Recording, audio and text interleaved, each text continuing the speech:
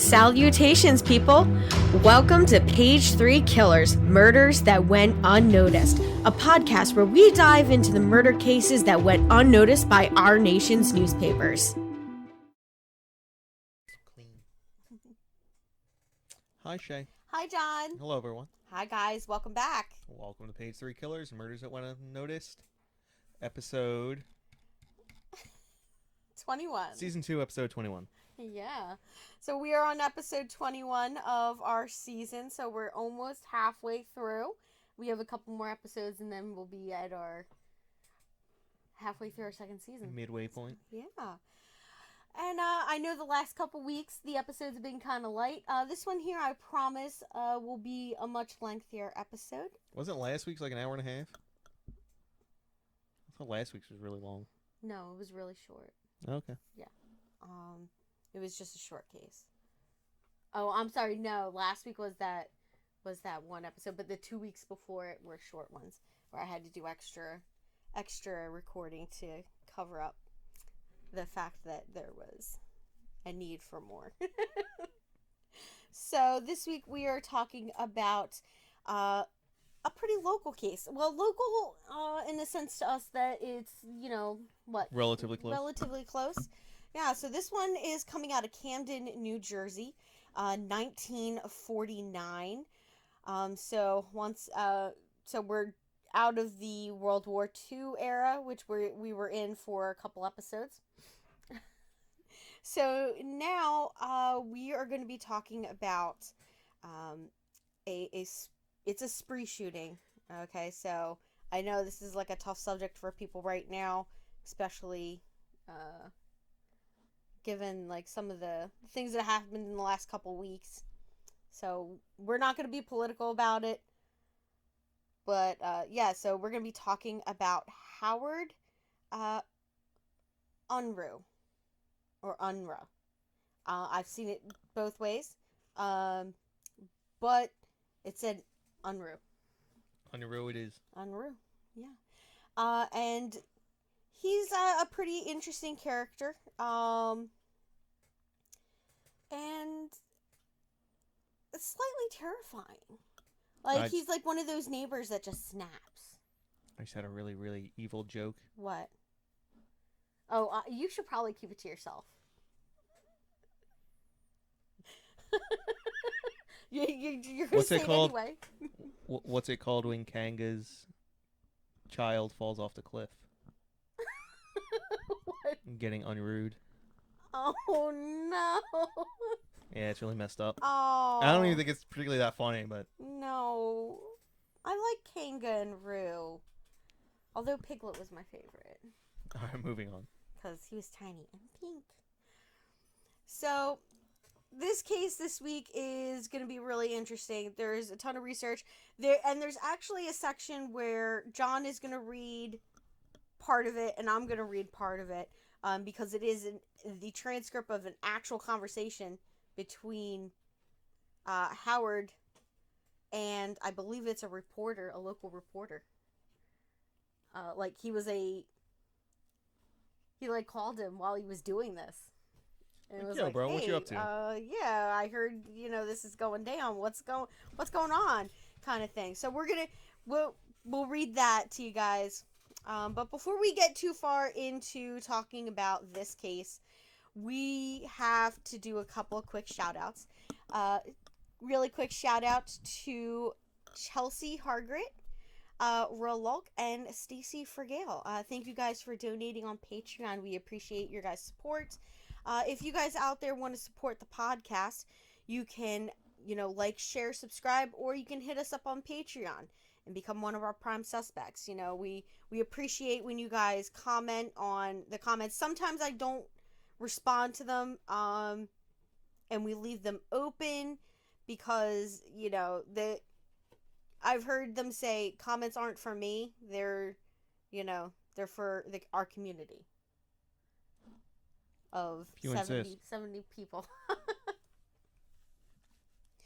So thank you guys for taking the time to donating on Patreon, and we appreciate everybody who tunes in and listens. So let's get started with our news. So our news comes out of 1949 this time. So we have a couple of things, all right? So one of them is a little long. And I think you would like to read that one. But I will read that one if you do the first one. Harry S. Truman reveals his Fair Deal program. I felt like you would be interested in that one because you would have a lot to say about it. And that was on January 5th of 1949. No, it's my sister's birthday. 1949? A couple years later. Yeah, quite a few years later. So, yeah, so he unveils his Fair Deal program. And then who does the New Deal? Is that Reagan? No, that was before. That was Roosevelt. Ah, yes. So all I'll say is if it's called the Fair Deal, that means he's trying to screw over as many people as humanly possible. Absolutely. So whatever the name of said bill is, the exact opposite is the intention. Yeah. So our next one is on January 19th. And this is sort of an ongoing one. All right? So January 19th, 1949 is the first time that the Poe toaster first appears at the grave of Edgar Allan Poe. I swear to God, if this is not what I think it is, The I'm going to be Poe so angry. toaster is a media, it became like a media thing. So this is an unknown person, or probably more than one person in succession. For over 7 decades, they paid tribute to American author Edgar Allan Poe by visiting the cenotaph marking his original grave in Baltimore, Maryland, in the early hours of January 19th, which is Poe's birthday. The shadowy figure is always dressed in black with a wide-rimmed black hat and a white scarf.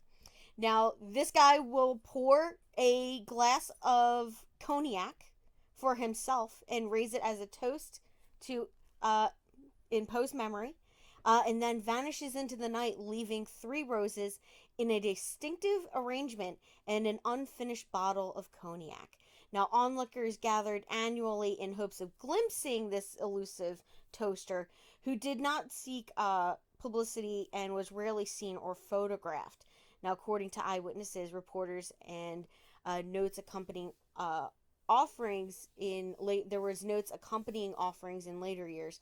Now, the original toaster made the annual visitation from sometime in the 30s, but it did not appear in print until the 50s, until his death in 1998. It's a tradition that he then passed on to his son. Yeah. So, what, did you think somebody, left a toaster? Yes. That's what I wanted this to be. I'm so No. disappointed. No. Just every year someone leaves a toaster in tribute to Edgar Allan Poe. Why? I don't know. I don't care why. But that would be a better story. No, I mean, this is that was pretty cool. And it's still ongoing, I guess. Yeah. So our next one, do you want to read that? Or What do you mean should I? ongoing? It says it ended in 2010. Well, Anyway, Grady the cow, a 1,200-pound cow, gets stuck inside a silo on a farm in Yukon, Oklahoma, and garners national media attention. the fact that this was national news was insane. And that happened on February 22nd. Everybody was so concerned about Grady the cow. I feel like this is like their Cecil the Lion moment. Or the Harambe. Or Harambe. This is the Harambe of Harambe. pre-internet Harambe. Yeah. Okay. Now, April 4th, we have the North Atlantic Treaty is signed in Washington, D.C., creating the NATO Defense Alliance. Sounds like a terrible idea. I know. Okay. Now, on April 23rd, development of the USS United States, a CVA 58-58 supercarrier is canceled. High-ranking Navy officials resign in protest in what has been called the Revolt of the Admirals. Never heard of this. Really? I'm surprised because being in the Navy, I thought you would have tons to say about this. I don't even know what CVA stands for. So CV is just aircraft carrier, and CVN is nuclear carrier. I don't know what CVA would even stand for. Maybe it was just a different designation for aircraft carrier. Well, it was a super carrier. Yeah. Yeah, but everything after like World War II is considered a super carrier for the U.S. So while John is looking that up, I'm gonna keep going. Well, actually, they had 5 of them planned, and none of them made it into. Really? Yeah, none of them made it to the sea. That's crazy. Yeah. Yeah. So on June 8th, we have the Red Scare, I guess, starts. So celebrities including Helen Keller, Dorothy Park, Danny Kaye, Frederick Marsh, and John Garfield, Paul Munn, and Edward G. Robinson are named in an FBI report as Communist Party members. Yeah. Commies. Yeah. So that's the start of that communist thing, I guess. You know, Cold War. What's his face? Always gets a bad name. McCarthy. McCarthy gets a bad name. Why? Because of Well, people misuse McCarthyism. Oh. The thing with McCarthyism is it was real. There were communists. Yeah. In Hollywood. It wasn't a witch hunt. There were people who were communists and who were trying to subvert the U.S. government and who were trying to have, the Soviet Union take over America. Oh, yeah. That's what people get wrong about McCarthyism. It wasn't just like when wasn't a boy calling like the yeah like now the way they went about it was a little messed up, but people tend to use McCarthyism as like a witch hunt, like in that one the Salem witch trials. Oh yeah. But it wasn't. No. Because like there were legit groups of individuals who were trying to destroy America from within. Oh yeah. Now on August 28th, the last surviving veterans of the American Civil War meet in Indianapolis. They were the last 6 surviving. That's kind of crazy. Which is the last American 6... Civil War? Yeah, okay. From the American Civil War. And that was the last time that all of them met in one place together, and it was in Indianapolis. Because that was 70 some odd years after the war. Yeah. That's crazy. Yeah. So now for our seedy side. So I'm not sure if everybody knows who Tokyo Rose is. So Tokyo Rose was basically, she defected from the United States and was broadcasting on behalf of Japan during World War II as a, like, she would report and it was trying to like demoralize the war American was going soldiers. terrible for America. They were losing. Japan was about to kill them all. Yeah, exactly. And then we dropped a bunch of nuclear bombs and we were like, yeah, she kind of lied. So her name was Iva Taguri. Her last name is kind of hard for me. I think it's Diaguano. Sounds right. I believe she went by Ava Tagore. On September 29th is found guilty of broadcasting for Japan during World War II. Now I'm not sure what she was sentenced with, but most countries in Britain, we know that they executed several people for treason. For doing something very similar. So, my guess is if she was in the United States. Well, they killed the Rosenbergs. Oh, yeah. So, I can't remember what happened either. Yeah. You want to look that up for me? Isn't this your job? I'm sorry. Yeah. So, yeah. So, part of this whole episode is, we're coming out of World War II. No, she didn't die until 2006. Wow. Okay. So she was just found guilty. What was her sanctions? Like. So she received a pardon at some point. Oh, okay. Let's see. You can continue. Yeah. So part of our whole episode, this one. So we're out of World War II, and I feel like some of this guy's issues were basically caused by the war. All right. I'm just gonna throw that out there. I'm pretty sure he was in the military, so, and that fucks up a lot of people. And at the time, they didn't. It was. Now we know it's PTSD, but back then I believe they called it shell shock or war fatigue. So yeah, and they didn't treat it. It wasn't a recognized illness. So yeah, this guy was very unstable, and he had several other issues before the military. So I'm pretty sure that the military wasn't everything, but it messes a lot of people up. So sort of like that episode we talked about last season, down in New Orleans. I can't remember his name, but he killed his girlfriend. Yeah, I remember. Yeah, after Hurricane Katrina. Yeah.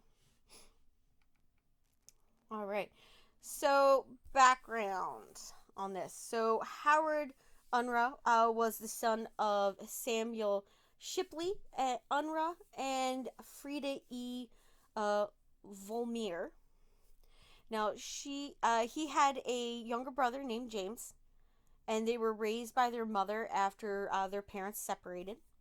And he grew up in East Camden, New Jersey. So Camden right now is a pretty rough area to live in. At this time, it was probably a much nicer area. Yeah, it would have been like a middle class. Yeah, middle class area. Now, it sits right across the Delaware from Philadelphia. It's where Campbell's soup is made. Yes, Campbell's soup is made there. They have an awesome aquarium, and they also have one of those. What's the Navy ship that's there from the World War? Goodness, I forget. Yeah. Oh, the USS New Jersey. Yeah, they have the USS New Jersey. Which is we haven't been there yet. I've been on it. I haven't. You gotta get on my level. Yeah. So he attended Kramer Junior High School, and graduated from Woodrow Wilson High School in January 1939. I'm pretty sure it's not. So really weird is locally where I grew up, we also had a Woodrow Wilson High School. They ended up changing the name years later. It is not the same school. But I looked it up and I was like, wait, Woodrow Wilson, did he like go to school out this way? I'm like, wait, hold up. No, he didn't. I looked it up. It's a totally different school. The way New Jersey's school systems are set up is very different than Pennsylvania's anyway. Yeah. So, the Woodrow Wilson High School yearbook from 1939 indicated that he was shy and that his ambition was to become a government employee. I'm already skeptical of this person. Yeah. If your goal is to become a government employee, you're wrong. Yeah. Now, Howard enlisted in the United States Army on October 27th, 1942, and saw active service as a tank soldier across Europe between October of 1944 and July of 1945. Yeah, and I can just imagine what that was like. Cause you're just showing that out in France, Germany, maybe Belgium. Yeah. Now, he was remembered by his section chief, Norman E. Cohen, right? Cohen? Cohen? As a first-class soldier who never drank, swore, or chased girls, yet spent much of his time reading the Bible and writing long letters to his mother. Uh-huh. We did talk about a guy a couple weeks ago that did a lot of Bible reading. And he was mentally unstable. So, I don't know. I guess I equate excessive Bible reading and quoting as not necessarily a stable person. Now, it was also cited that Howard kept meticulous notes on the enemies killed in battle, down to the details of the corpses. See, this is where we start getting into Crazy. the crazy stuff. Now, he was awarded the European Theater of Operations Medal, the Victory Medal, and the Good Conduct Medal. You know what? I'm pretty sure they were just handing out medals like nobody's business. Okay, so anyone who was in Europe received the European Theater Medal. Yeah. Anyone who was in the military at all received the Victory Medal after World War II. And Good Conduct Medals are handed out like aspirin. Yeah. I guess they do that specifically to increase morale, I guess. Yeah. Or dedication to it, because you're being rewarded for doing something. But I mean, if you just hand them out like they're candy. Well, all good conduct means is that you went 3 years without screwing up. Oh yeah, that's true. So you could screw up right after that and be... And you would still have your Good Conduct Medal, yes. Now, Howard was honorably discharged at the end of the war and returned to New Jersey to live with his mother. Now, both his brother and his father later indicated that Howard's wartime experience had changed him, making him moody, nervous, and detached. Now, that is very common for... PTSD people. I mean, the guy did spend, 9 months? Yeah. Over in Hitler's Europe? Oh, yeah. So that's... I mean, who knows what he saw there. But I assume that there's a document... Everybody knows. Because, I was just about to say, everyone knows, because he wrote it all down. Yeah. I did not even look up to see if those records still exist. I would not believe that anybody would have kept those. Unless they're top secret government shit. So Howard briefly found work as a sheet metal worker before enrolling at the Temple University School of Pharmacy in Philadelphia. Now, unfortunately, he quit after a month, citing poor physical condition as his reason. So he quit that job and then relied on his mother to support him using her income while she worked at the soap factory.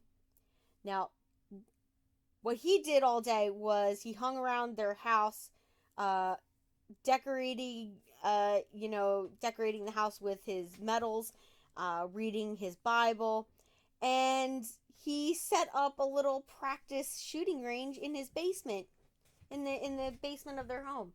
Nowadays, you wouldn't be able to get away with that. Not in New Jersey, you can't. Nope. Yeah, and he would practice shooting in the basement using his homemade practice range. That crazy?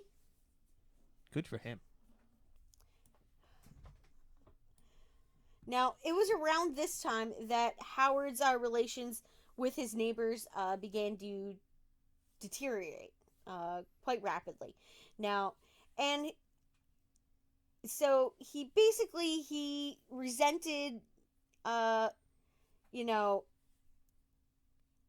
his resentment grew over what he regarded as derogatory remarks that apparently neighbors were making about his character. This sounds paranoid. Yeah, so this sounds a bit paranoid. I'm not even sure if that actually happened. Um, so his brother James pointed to an ongoing feud between Howard and his one neighbor, pharmacist Maurice Cohen, over Howard's use of Cohen's backyard to access his apartment. So apparently, the house was set up where his mom lived like on one part of the house, and then he had a separate section that was like you would go up like back stairs to like go in, but he had to cut across somebody's backyard to do it, like kind of thing, so that he could come and go as he wanted. Now, on the evening prior to the killings, Howard went to a movie theater in Philadelphia and sat through several shows before returning home at about 3 a.m. in the morning. Now, Howard had gone to the theater to meet another man for a date, but he was delayed and arrived to find that the man had left already. So I guess he was, you know. Now, upon his return home, the gate that he had installed, basically, I guess he put in a gate on his neighbor's property to allow him access to his yard. So the neighbor had removed that. So, yeah, and he had just installed that earlier that day. So I wonder if this derogatory remarks made about my characters in reference to said date with a man. It might have been. I don't know. But that's what I guess that's where he had gone, and they said that that's what he was doing. I'm not sure who said that though. Well, I'm just saying maybe his I'm guessing 1949 was not a great time to be gay. Oh no. But like in a lot of places it was still illegal. Like So maybe that's what he was talking about. Maybe his neighbors were homophobes. Maybe. They didn't want no pansy living next door, walking across their lawn. I mean, sure, yeah, a pansy. Go to World War II, you're a pansy, okay. Like, I don't know. Well, hey, I ain't saying the guy's a pansy. I'm just saying, if you're gay and potentially slightly effeminate, that's going to be the perception in 1949. I don't know if this guy would have come off as effeminate, though. Because he's like super into guns. I mean, sure, yeah, he's overly religiously zealous. Which I'm also sure didn't help his mental state. Yeah, exactly. But he was all about his service to his country. He enjoyed, the guns and all that. So I don't know. Maybe he came off to cover that. He made himself super macho. To cover that, maybe he was homosexual. But yeah, that seems like maybe he went overly macho to cover that, I guess. So now we're going to talk about the shootings, all right? So approximately 7 a.m. on September 6th, 1949, Howard ate a breakfast prepared by his mother, who then left to visit a neighbor and that would be Caroline Pinner.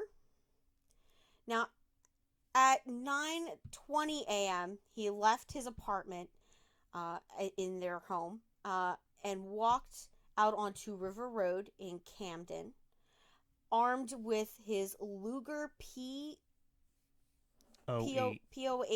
pistol and an 8-round magazine and more ammunition stored in his pockets. Now, approaching a bread delivery truck, Howard shoved his pistol through the door and shot at the driver. He missed his shot by just a few inches, and the driver was able to successfully leave and attempted to warn residents about Howard, this guy. Going Nutter Butters. Yeah. So Howard then visited the shops of one of his neighbors, a shoemaker named John Pilarchich. Yep. I'm gonna go Pilarchik. All right, I was pretty close on that one. Now, he shot and killed this guy instantly. Now he next went to the barber shop of another neighbor, Clark Hoover, who was cutting the hair of a 6-year-old named Oris Smith. Now, he shot Hoover in the head and Smith in the neck. Next, he ran into the Cohen's pharmacy, where he encountered an insurance man named James Hutton, and killed him when he didn't move out of his way. Now, Howard proceeded to the rear of the pharmacy and saw Mr. Cohen and his wife Rose running up the stairs to their apartment, which was above the pharmacy. Now, once in the apartment, the Cohens climbed through a window onto the porch roof. Mr. Cohen went through a window onto the porch roof, while Rose hid herself and their son, 12-year-old Charles, in separate closets. Now, however, Howard discovered the closet Rose was hiding in and shot her three times through the door before opening it and firing one more shot directly into her face. He then walked across the apartment and spotted Mr. Cohen's mother, Minnie, age 63, trying to call the police. And he shot her multiple times. He then followed Mr. Cohen onto the porch roof and shot him in the back, causing him to fall onto the pavement below. Now, Charles was still hiding in the second closet, and he managed to escape undetected. So Howard then leaves there and walks back out onto River Road and begins to fire at an approaching sedan. He kills the driver, Alvin Day, and causes the car to crash onto the sidewalk. He then visits the business of Taylor Thomas Zerigno. Now, Thomas was absent with his wife, but his wife Helga was present, and she was shot and killed. Thomas Zerigno would be the only one of Howard's intended targets that survived the rampage. Now, after firing through the locked front door of a grocery store, Howard approached a car waiting at the intersection and shot the occupants, Helen Wilson and her son John, and mother Emma Matlack. Sorry.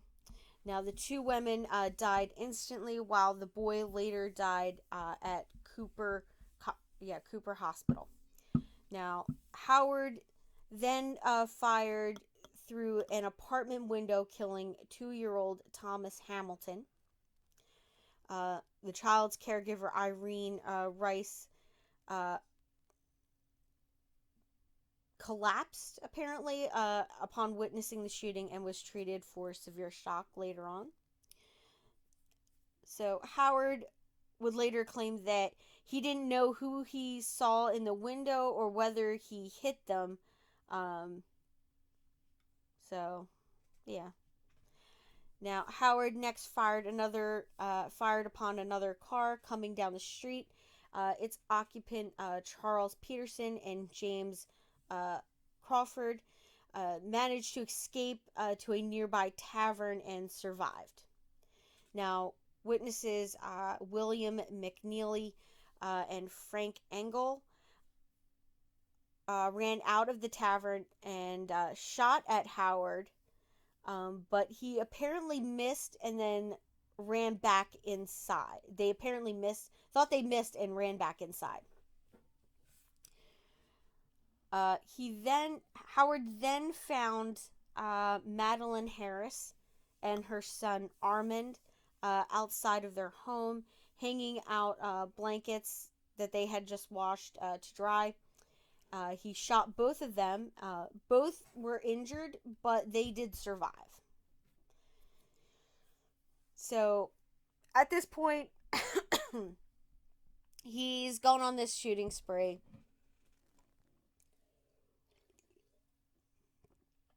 And yeah, it just seems like, okay, so he had a list of targets, specific men that he wanted to kill.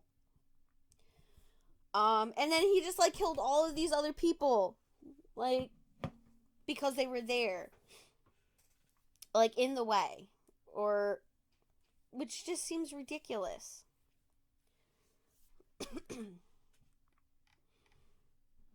So, now at this time, he hears the police sirens, because there's been probably dozens of calls to the police department at this point for help. So the police start heading there so he can hear them, and decides that he's going to make his last stand, I guess, at his apartment. So he goes back to his apartment, which is soon surrounded by police officers. Now, the first officer on the scene was Detective William E. Kelly Sr. A gunfight ensues, during which journalist Philip Buxton of the Camden Evening Courier located Howard's name in the local telephone directory and dialed it. And he answers, and in a clear, strong voice, he had the following conversation with the journalist. Okay, is this Howard? So let's explain to the listeners what's going on. So I'm gonna read as the journalist. John's gonna read as Howard. So this is like the transcript of the conversation that was taken down by Philip Buxton from the Camden Evening Courier. So I start off. Is this Howard? Yes. What's the last name of the party you want? Unruh? What's the last name of the party you want? Unruh. I'm a friend, and I want to know what they're doing to you. They're not doing a damn thing to me, but I'm doing plenty to them. Now, this part is read in a soothing, reassuring voice. How many have you killed? I don't know yet, because I haven't counted them. But it looks like a pretty good score. Why are you killing people? I don't know. I can't answer that yet. I'm too busy. Now, at this point, Philip Buxton heard Unruh, Howard, move away from the phone.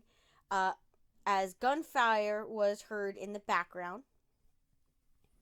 I'll have to talk to you later. A couple of friends are coming to get me. And his voice trails off. So that conversation was very brief. And at this point, that end of that conversation is when the gunfight ends because police threw 2 tear gas bombs into the apartment, the second of which ignited, filling the room with tear gas, obviously. Now, 2 armed officers, who is Patrolman Charles Hansey and Captain Everett Jocelyn, went up to the first floor of the building and shouted, come down with your hands up, to which Howard replied, I give up, don't shoot, sorry. Now, Howard emerged from the room and stumbled down the stairs, falling at the feet of the officers, he was handcuffed by Sergeant Earl Wright. And the detectives come in and find an apartment filled with what was described as an arsenal of weapons, guns, knives, bullet-making equipment, and more than 700 rounds. That's a lot of rounds.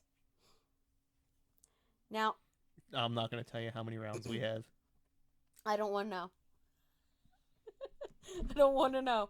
Now, in a drawer were several marksman's medals, and in the basement was Howard's target range. Now, on a table was a Bible open to Matthew chapter 24. Can you look that up? I'm wondering what he was reading, in the last moments of this.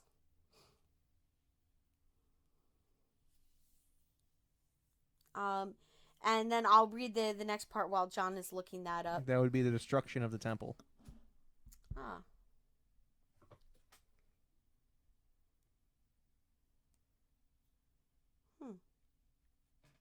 And what's that one? What do you mean? It's literally the destruction of the temple. Okay. Which temple? The temple in Jerusalem. Oh, okay.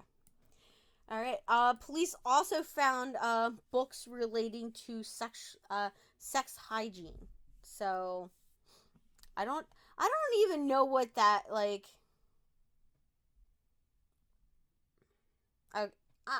got an idea of what that would be, but. Oh, so it's the destruction of the temple and signs of the end times. Okay. Yeah. So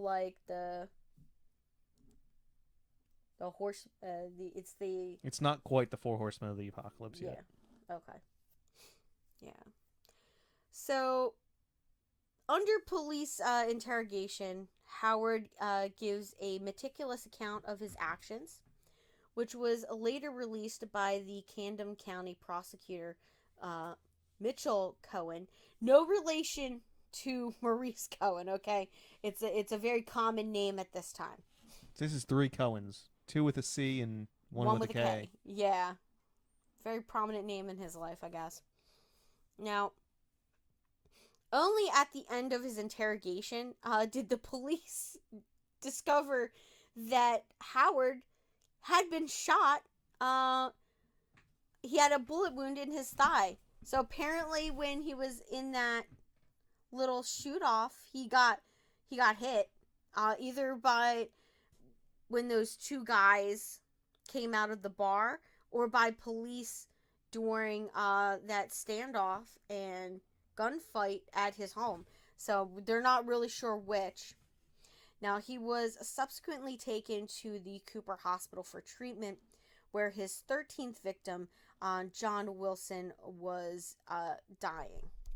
Now, charges were filed for 13 accounts of willful and malicious slaying with malice forethought, and 3 counts of atrocious assault and battery. However, Howard was eventually diagnosed with paranoid schizophrenia by a psychologist and found to be insane, making him immune to criminal prosecution. Now, he was able to leave the Cooper Hospital, and then he was sent to the New Jersey Hospital for the Criminally Insane, or New Jersey Hospital for the Insane, which is now Trenton Psychiatric Hospital. Probably worse than the prison. Yes, he probably would have done much better in prison.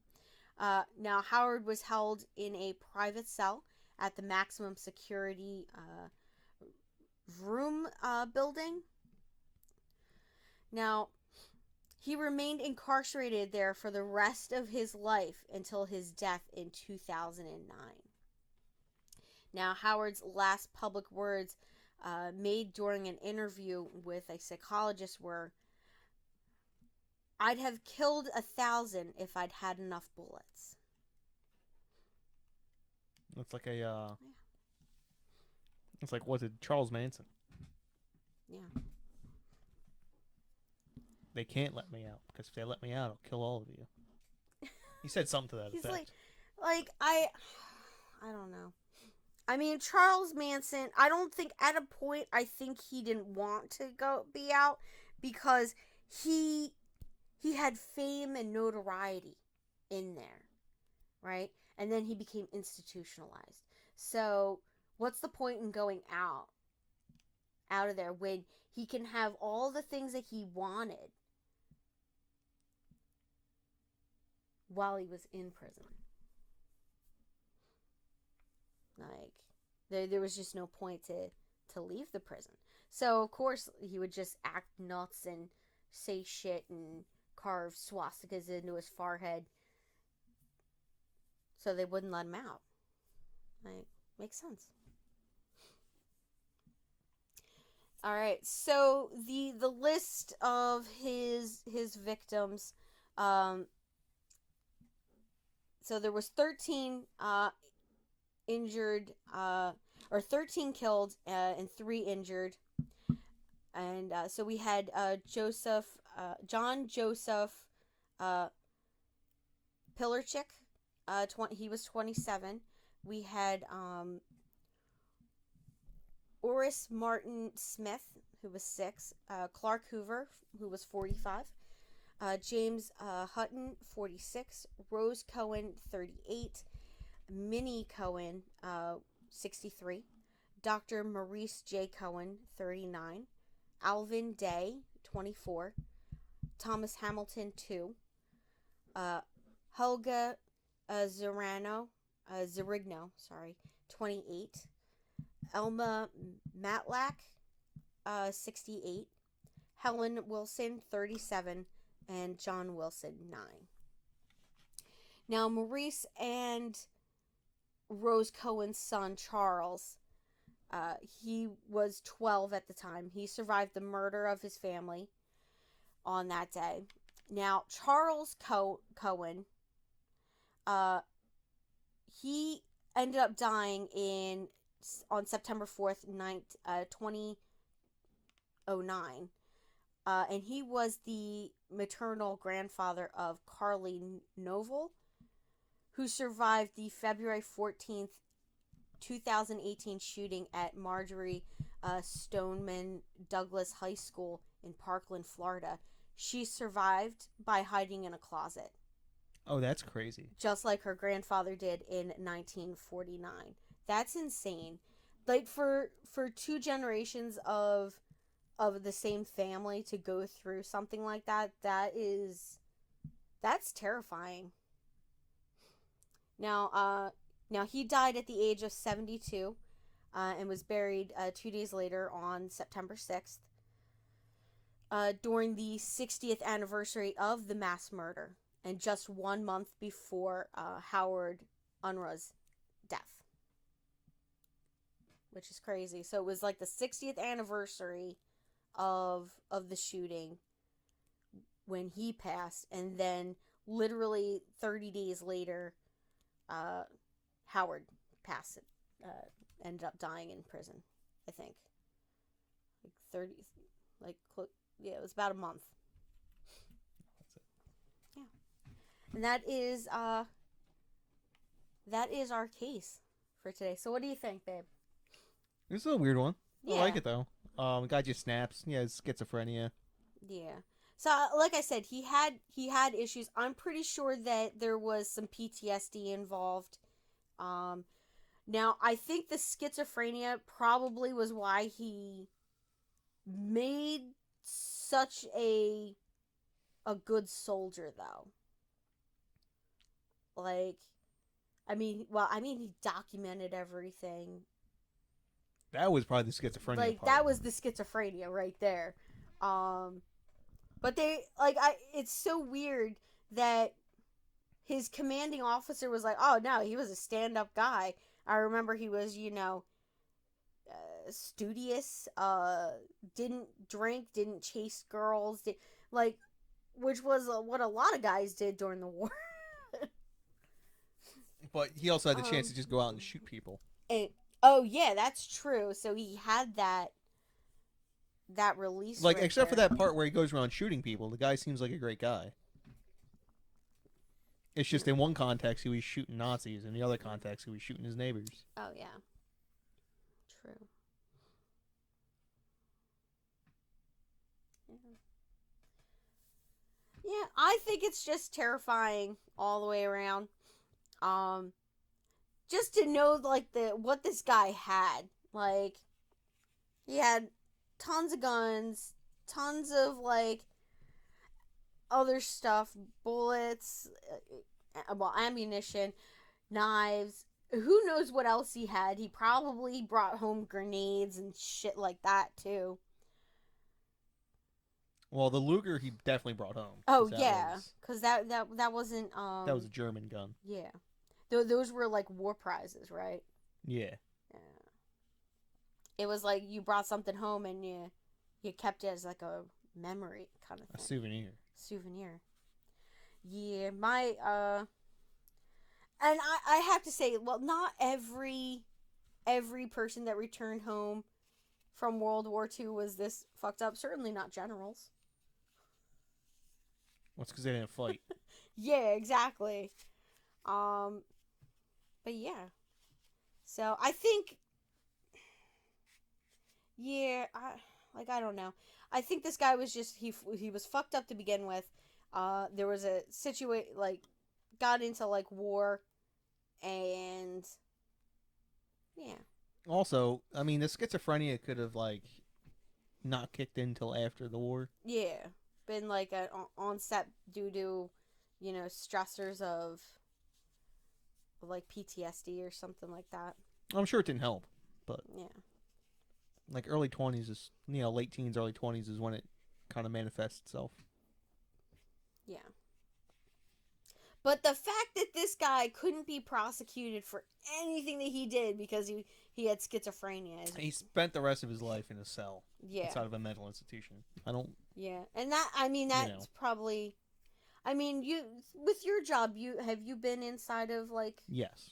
yeah, what's it like?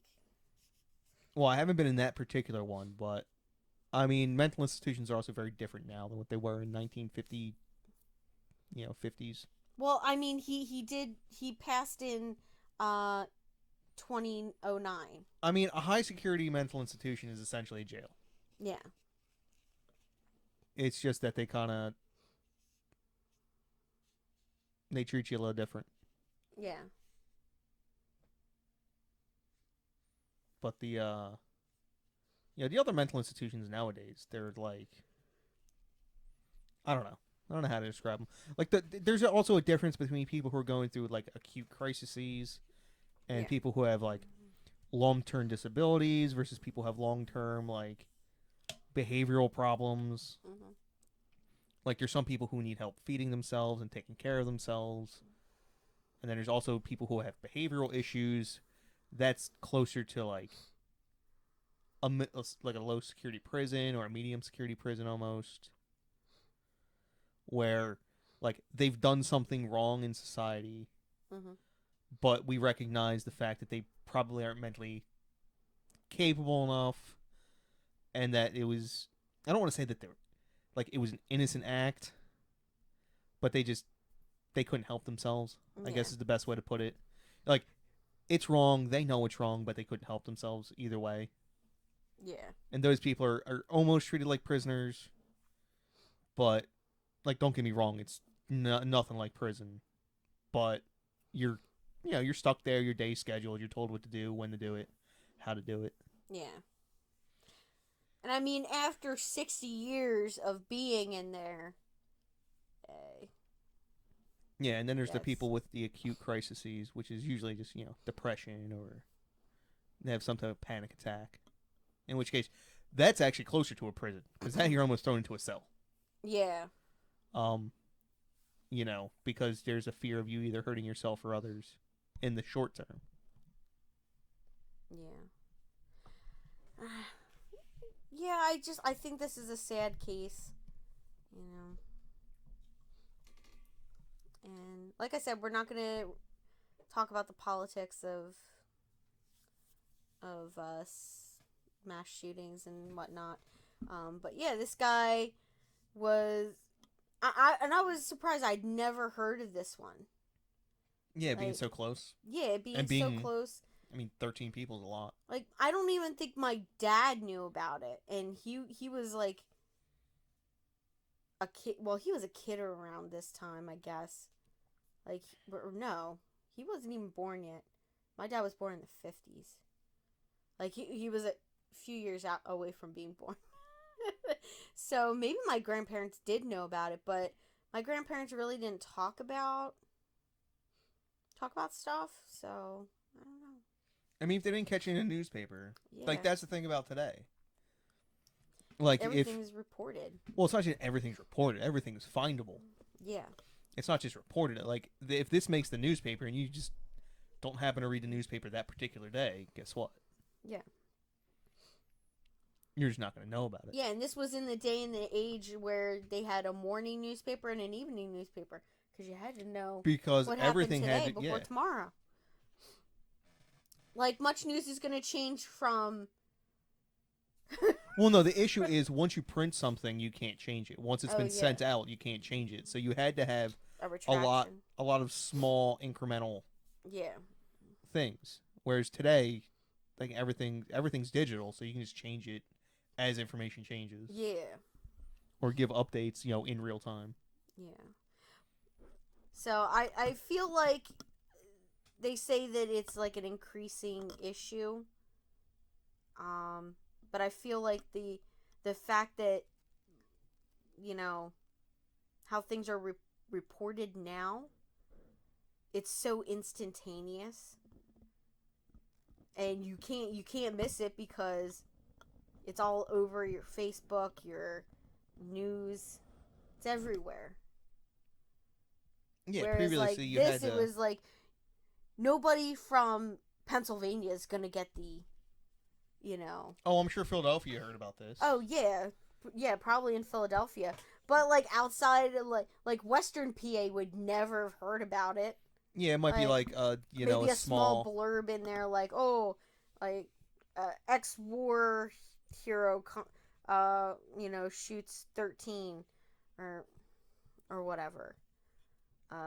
Shoots 13, kills 3, or 3 and wounds survive. 3. Yeah, that would be it. That would be the only blurb, and if you just didn't read that section of the newspaper, nobody's gonna know about it. And it's not like you go back and read yesterday's newspapers. Because Yeah. you still have to read today's newspapers. I know. Whereas with the internet age, you type in something, and you get to see it. Yeah. And now also we have like video and audio, and like you can just see tons of stuff on there, like live footage and shit like that. So it's like, I feel like it's just more visible now than it was, right? Indeed. Yeah. So that is our case for this week. I hope you guys enjoyed it. Yeah. You want to close it out, hon? Bye. Bye, guys.